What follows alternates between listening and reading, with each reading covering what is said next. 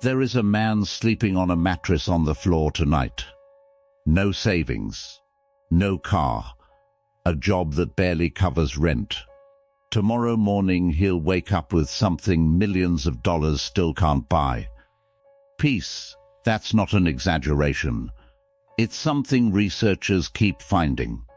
Something ancient philosophers figured out 2,000 years before we had a word for mental health. Happiness was never about how much you have. It was about 9 specific things you do or don't do before your feet even hit the floor. I'm giving you all 9. No fluff, no just think positive. These are the exact habits practiced by men who lost their children, their freedom, their entire empires, and still walked around calmer than people who've never lost a thing. Stay for number 6. It sounds insane until you try it. And number 9. The one almost nobody has the guts to say out loud on camera. Let's get into it. If you're new here, this is Stoic Virtus. Every week this is exactly what we do. Take ancient wisdom and turn it into something you can actually use today. If that sounds like your kind of channel, hit subscribe before we start. It genuinely helps. You've probably spent years chasing a version of happiness that keeps moving the second you get close to it. The promotion, the relationship, the bigger apartment. You get it. A few weeks later, it just feels normal. You're already looking at the next thing. That's not you being broken. That's your brain doing exactly what it's built to do. Psychologists call it hedonic adaptation. Win the lottery.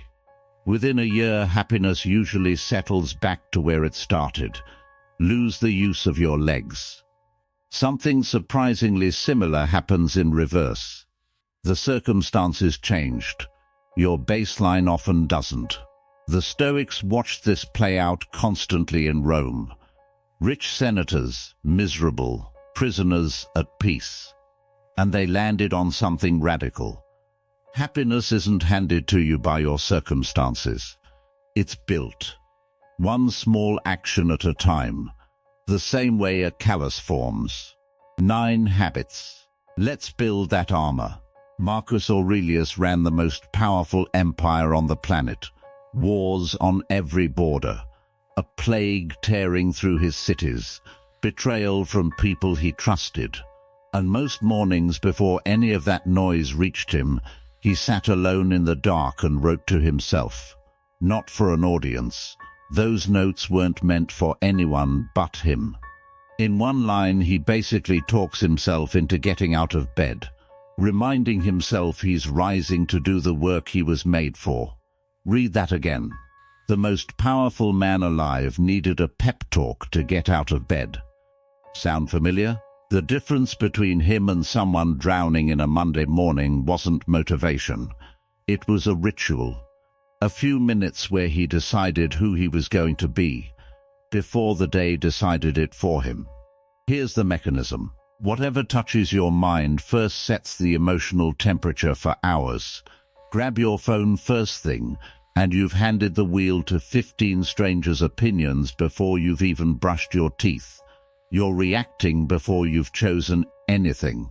Try this tomorrow. Before your phone touches your hand, give yourself 60 seconds. One question. Who do I want to be today, no matter what happens? You don't need a poetic answer.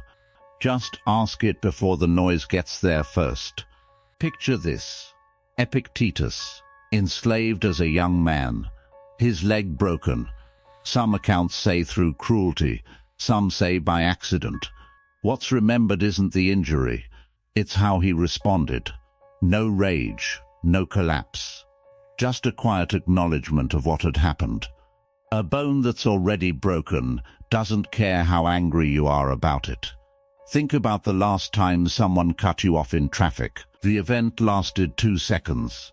But some part of you carried that anger for the next 40 minutes.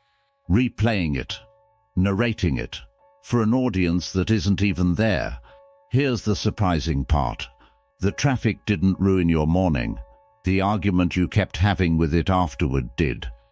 Marcus had a phrase for this too. The obstacle becomes the way forward. Rain ruins the plan?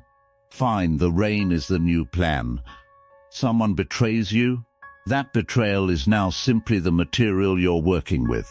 Not because it doesn't hurt.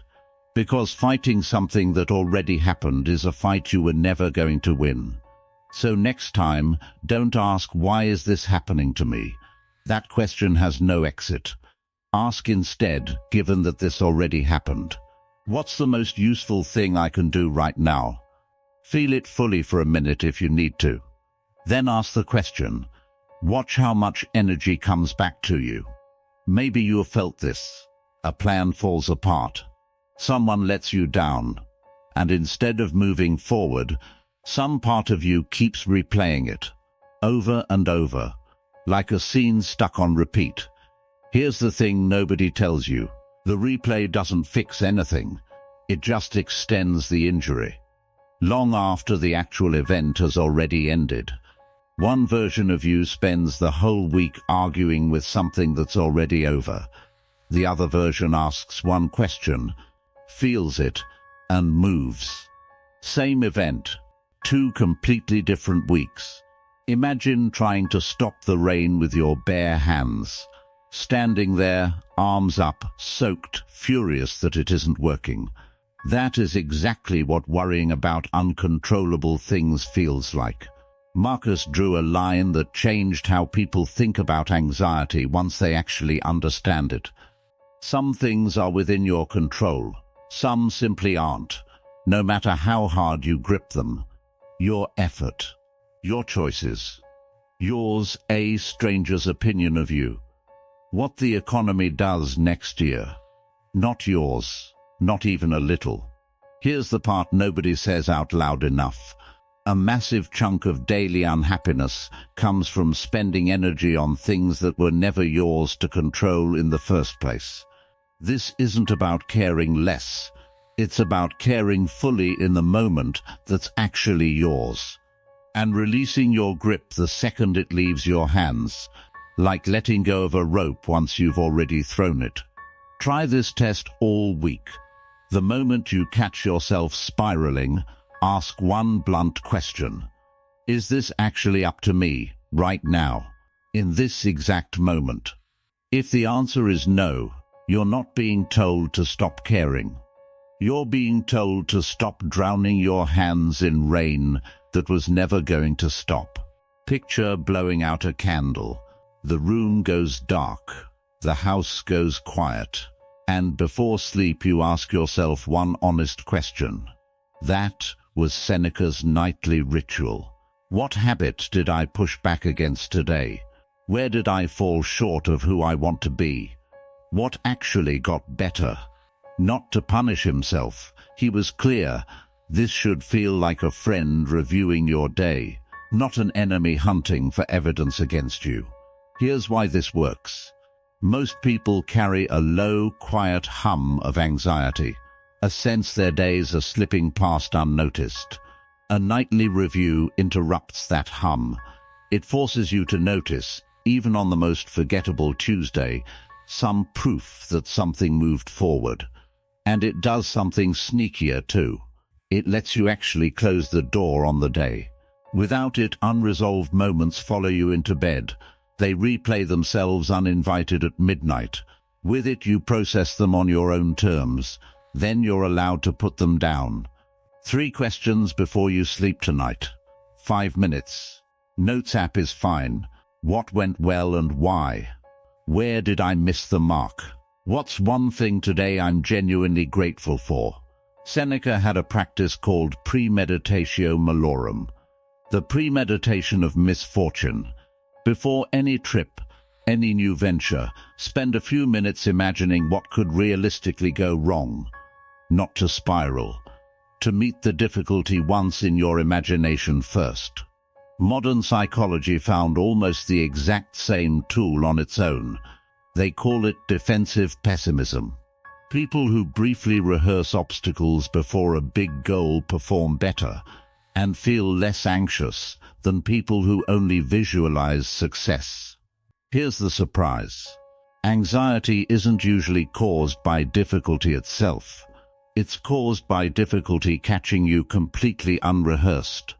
The person who never considered they might hit traffic feels pure panic when it happens. The person who spent 30 seconds thinking if traffic happens, I'll call ahead, just shrugs. Marcus did this daily, reminding himself he'd probably meet difficult, dishonest people that day. Not to expect the worst of everyone, so ordinary friction wouldn't ambush him into anger. Before something that makes you nervous this week, spend 90 seconds asking one question. What's the worst realistic version of this? And if it happens, what would I actually do? You'll walk in steadier, because part of you has already been there. This one sounds a little unhinged the first time you hear it. Seneca, by later life, was one of the wealthiest men in Rome, and periodically, on purpose, he'd live like he had nothing. Rough clothes, the cheapest food, a hard bed. While unlimited luxury sat one room away, he wanted to know on his own terms whether losing everything was actually the disaster his fear imagined it to be. Every time, he found out it wasn't. This is the ancient ancestor of cold showers, fasting, taking the stairs on purpose. Voluntary discomfort. Comfort in unlimited doses quietly makes people fragile. If your nervous system has never once practiced real hunger, real cold, real effort, the first time genuine hardship shows up uninvited. It lands on a system that's never rehearsed staying calm under pressure. Voluntary discomfort, chosen on your own terms, builds something closer to a callus. Not numbness. Resilience. There's a second gift hiding in this one. When you deliberately go without something for a day, the ordinary things you have start feeling like gifts again. Pick one small comfort this week. The extra 10 minutes scrolling in bed. Sugar in your coffee. The elevator.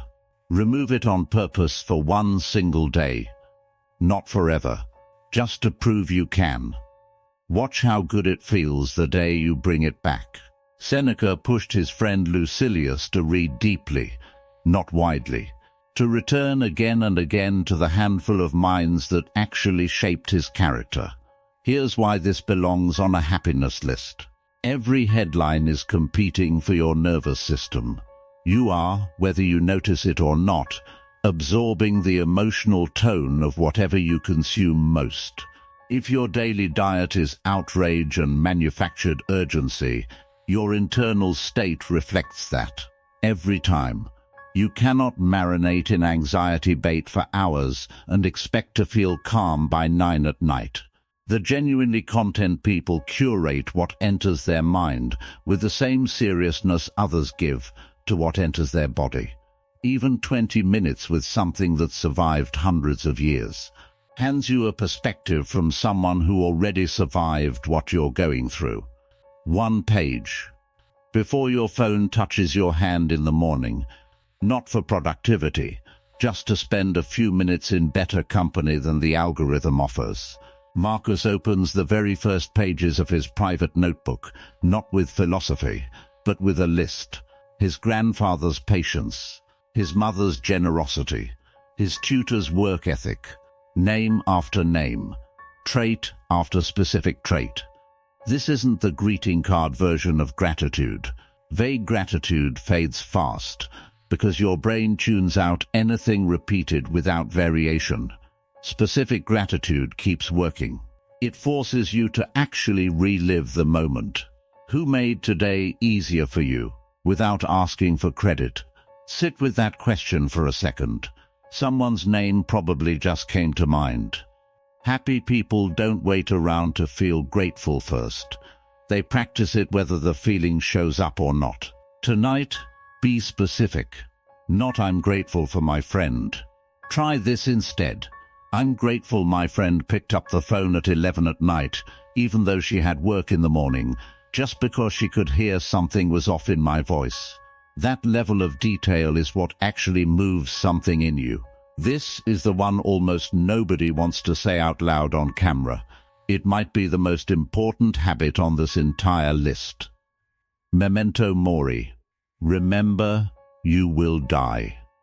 Roman generals had a servant walk behind them during their victory parades, quietly repeating some version of "Remember, you're mortal," even in their greatest moment of triumph.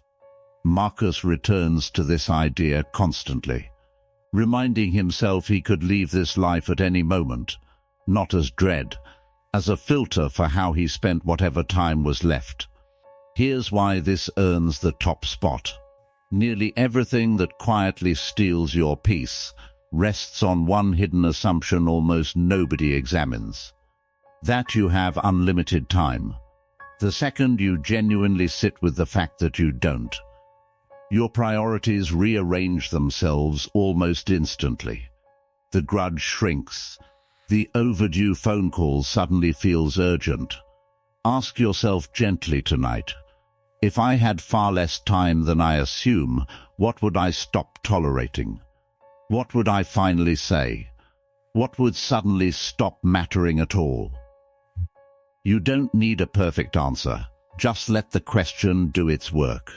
Think about someone who sat beside a dying parent, or survived a diagnosis that changed everything overnight. Almost all of them describe the same realization afterward: how much time they spent on things that, looking back, meant almost nothing, and how little time they spent on the handful of things that meant everything. The tragedy isn't that the realization comes. The tragedy is how often it only arrives after the time to act on it has already run out. Memento Mori isn't about fear. It's an invitation to have that realization now, while there's still time left to actually do something with it. The night it all came together in 175 AD, one of Marcus Aurelius's own generals declared himself emperor. A betrayal in the middle of a war, while he was already exhausted and grieving. By every account, one of the darkest stretches of his reign. And what did he do? He marched toward the confrontation, hoping he'd get the chance to win the man over, rather than destroy him. Before the two armies ever met, the general was killed by his own soldiers. When his head was delivered to Marcus as a trophy, he refused to celebrate. He had it buried with honor instead. A man betrayed at the worst possible moment, with every justification to want revenge, chose mercy instead. Not because he didn't feel the sting, because years of 9 small, boring, repeatable habits had already built the peace inside him, long before that day ever arrived. On the worst day of his reign, calm wasn't something he had to invent under pressure. It was already there, waiting. You're probably not facing a military rebellion this week, but you will face something: a disappointment, a betrayal, a bad Tuesday. And the only thing standing between you and peace in that moment is whether you built the habit beforehand, or whether you're trying to invent it for the first time while it's already happening. So here they are, all 9, side by side. Claim the first minutes of your day before the world claims them. Stop arguing with what's already happened. Know exactly what's yours, and release the rest. Audit your day honestly, without cruelty. Rehearse hardship before it shows up uninvited. Choose discomfort on purpose, so real hardship never breaks you. Guard what gets to live in your head. Practice gratitude as a discipline, not a feeling you wait for. And remember without fear that your time is finite. None of these cost money. None of them require your circumstances to change first. That's exactly why they've survived 2,000 years completely intact. You don't need all 9 starting tomorrow. Pick the one that made you pause somewhere in this video. The one that quietly nagged at you a little. Practice just that one on purpose for the next 7 days. Pay attention to what shifts. Tell me in the comments which one you're starting with. I read every single one. Years from now, you won't remember this video. You'll remember the one habit you finally decided to live. Start with one. Starting today.